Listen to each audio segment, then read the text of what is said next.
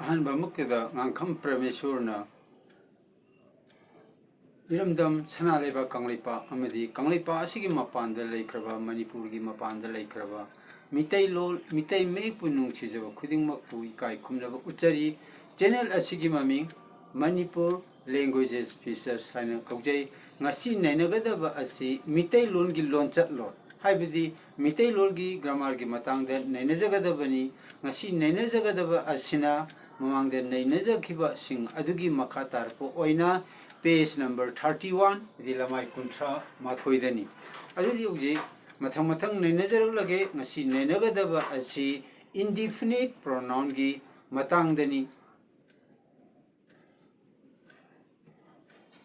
Page number 31 दा मितै लोल लोनचत लोल मितै लोल ग्रामर अरेपा ताक्तबा मिंगहुल अरेपा ताक्तबा मिंगहुल हाइबदी indefinite pronoun सिगी मतंगद नैनजगदबनी वाहन थोक्ता हाइबदी डिफिनिशन दा indefinite pronoun अरेपा ताक्तबा मिंगहुल की डिफिनिशन दी वाहन थोक्ती करिनो HYBE मतमदा कनागी करिगी महुत सिलिबनो हाइबा अरेपा खंगदबा मिंगहुतपु अरेपा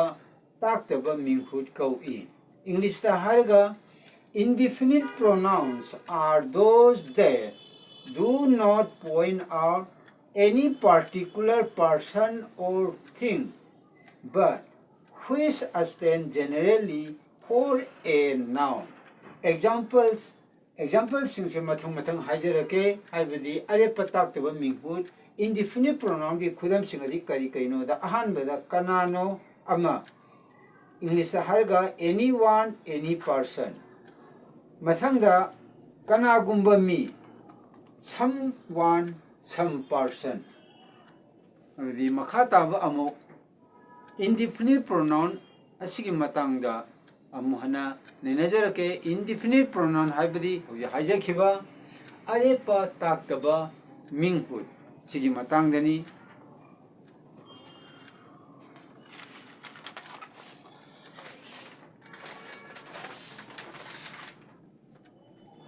This is the map of Manipur, a state of India.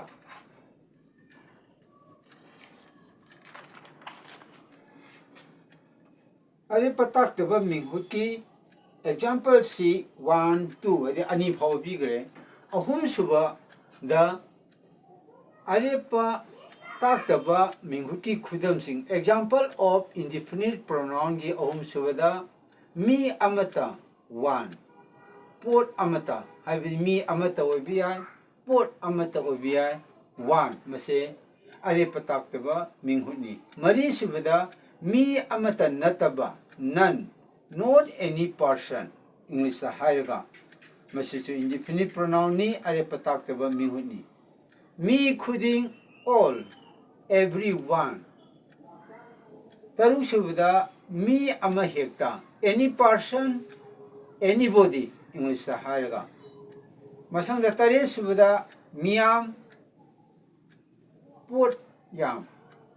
adi pot yam English da many निपान सुबदा अमसु नतबा me अमतसु नतबा English हारगा no one nobody हाइबसिंग से अरे पताक्तबा pronoun ngakani indefinite pronoun ni mapan subada atop amma other ahenba ama another tara subada anima both the two हाइरिबसिंग असे अरे पताक्तबा मिंगहुत ngakani HYBE English दा हारगा indefinite pronoun ngakani मखा ताबा अमुक नेनेजगदबा असिना मितै लोंदा हाइरिबा इरिबा मयेक्सिंग असे इंग्लिश मेक्ते इथोक तारगदी करम करमबा मओंगदा करम स्पेलिंग सिजिनागे हाइबदो अमुना मु हाजिरके एसी नंबर 1 अरेपा and essay number 1 di silere are pahaibu gi matang si deida nainajar kadabani are pahaibu si khotho ahumna punsilaga semi haibdi khon khujing ahumna semi aduna atya a re pa arepa English hairaga arepa mane khon khujing ahumna semi syllable ahumna semi makha tarabasing asi pajarake wahai amagi aroibada laiba khon khujing asi haibidi arepa haibagi wahai asiga aroibada laiba khon khujing je pa haibajini arepa pa haibada laiba khon khujing asini example amo oina aduna wahai amagi aroibada laiba khon khujing asi ba pa amasu na oirabadi harba khon khujing asida pa ba na oirabadi aduga aroibada laiba khon khujing adugi mamang da thangnana laiba khon khujing haibadi aroibada laiba khon khujing ase pa sini masigi hek mamang da laiba khon khujing rep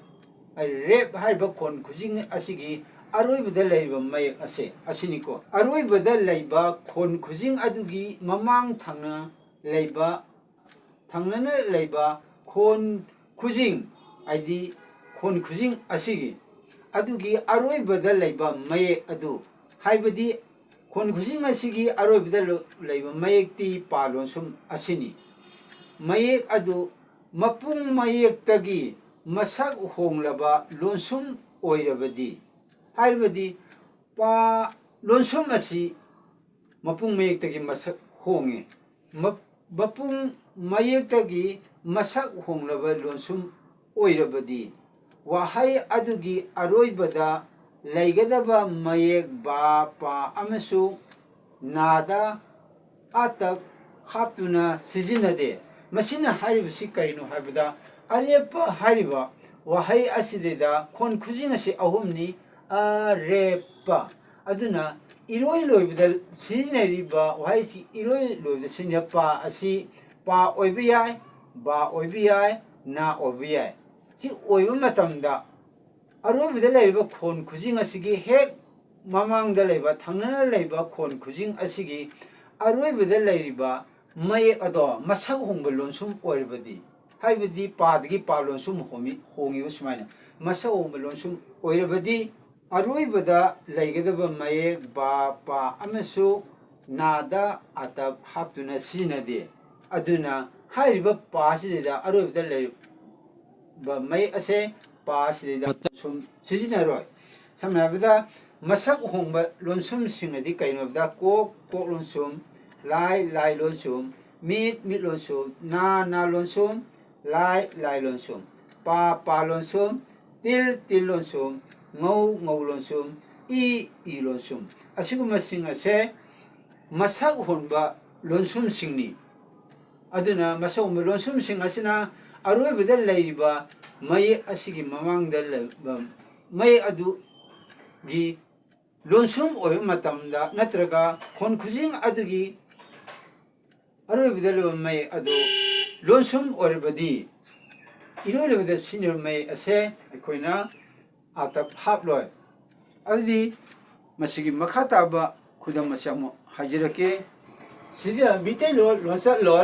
lol spelling sidaida pana loiba wahai sing meaning da thakpa haiba matamda pana loiba wahai asige mamangda masak ongba lonsum leye aduna thakpa haiba matamda pa jida atap taploi masangda anisubada athotpa haiba matamda pana loiba wahai asidida mamangda laiba khon khujing asigi aroibada sizinariba mayek ase masak hongba lonsumni athotpa haiba matamda pada atap taploi mathangda bana loiba wahai sing asigi matangda nazarake pamba haiba matamda bana loiba wahai ni khon khujingda pamba haiba khon khujing anini bana loiba mai asigi hek mamangda thangnana lairiba khon khujing asigi aroibada sinir mai ase lonsum oi pam ane sumaina lay maramaduna aroibada lairiba mai ase atap taploi masangda athenba hai matamda bana loire na lonsum masak ongba na lonsum asi sizinare athenba aduna ba ase atap taploi masangda nana loiba wahising nana loiba wahising ida tapna hai matamda sida tapna haire na na loi bani pa lon sum leire ai masa ong lon sum leire na da atap tap loi masang da kan tak na hai kan tak na ai iro le bo wai jin na ni adu hek mamang da leire ba kon khujing selebal asigi arob da siner je masa ong lon sum ni aduna arob da leire ba mai ase adi na asi atap tap loi mama mathang mathang haje khiba si da English ki meaning sing asi kaino da thak pa hai matam da to drink he pada atap tap tale athot pa hai matam da pa ji da atap tap tre si sok hai English da hai ga sumai tok da ba noi ba wai sing da pam ba hai matam da si atap tap loi mamang da lai ba khonthok chi gi aroi da lai ba mai ki lonsum ma se masak hongi pam ba hai na se English da hai ga like one hai masang da athen ba hai matam da bana loi ba mai si da he mamang da lai ba kon khujing asigi aru da sinya mai ase masa umba lonsum ni athen ba hai ada bada atap tap loi masi sel lo harjini mathang da na na loi ba lonsum ya tap na have the slowly hai sida na ja atap tap loi mamang di kaina da mamang da lai ba kon khujing asida masa umba lonsum lei baramaduna na da atap tap loi mathang da kan tak na ana na na loi ba wahai asidai da mamang da lai ba khon khujing ase lonsum na loi maramaduna na asidai da atap tap loi si kana gumba atopa longi maram da naina ba sinasu pa ba na ase atap tap loi haina phongdok phasu lai longi maram da naina ba singna pa ba na haiba wahai sing ase a gi khonthok chen ba maram na masi atap tap loi habdi atap sijinaroi habsu yaudaba zu nate mar adubu aikoina maroina ningsinga dabadi pa ba na loi ba wahai sing asigi hek mamang da lairiba khon khujing gi aroi da sineri ba mayek sing ase masak ongba losum oina sijinarabadi pa ba na da atap tap loi haina thamjage masigidi mitai longi lonsat lon mitai longi grammar nainajaba matang asida loisin bagi matam yorakle channel asigi maming Manipur languages features haina kaujai channel asibu ahanba yengba oibiragadi channel se like tawbiu amsung subscribe tawbiu awat apa kaya haibirau matangi upload taw matamda semdok janaba honajage yengbiriba puning pumna makpu angkam premesur na ikai kumna bu uchari matangi upload taw matamda aikoi puna amhana unamina si mga sigidi matanga sida loisanjarage